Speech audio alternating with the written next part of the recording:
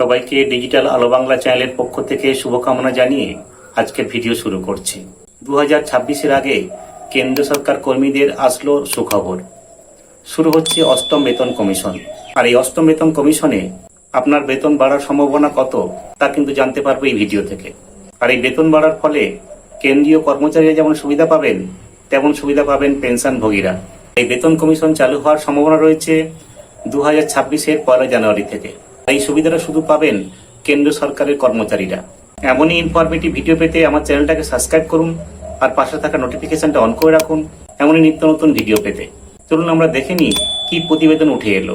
অষ্টম pay commission চালু হলে সরকারি কেন্দ্রীয় কর্মচারীদের কতটা বেতন বাড়বে, আর টর অনুমোদন হলে পশ্চিমবঙ্গের কর্মীরা কিভাবে প্রভাবিত হবেন।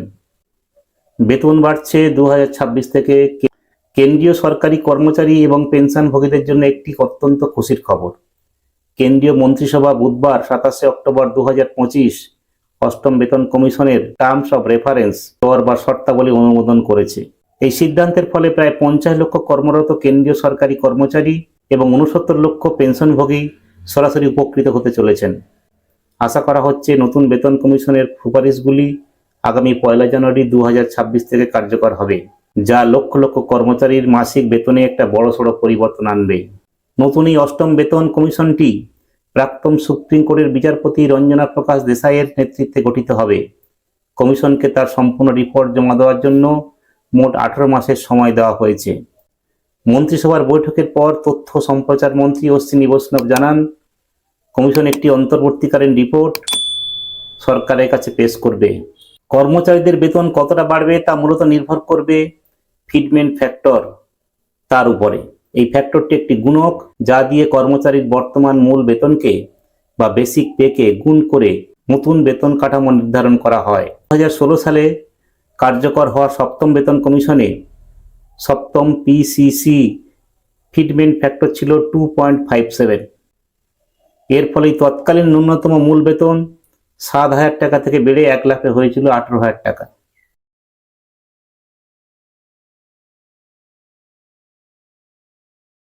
প্রথমত এটি মনে রাখতে হবে যে অষ্টম বেতন কমিশন শুধুমাত্র কেন্দ্রীয় সরকারি কর্মচারীদের জন্য। পশ্চিমবঙ্গের কর্মীরা রাজ্য সরকারের পে কমিশন ROPA বেতন অনুযায়ী বেতন পান।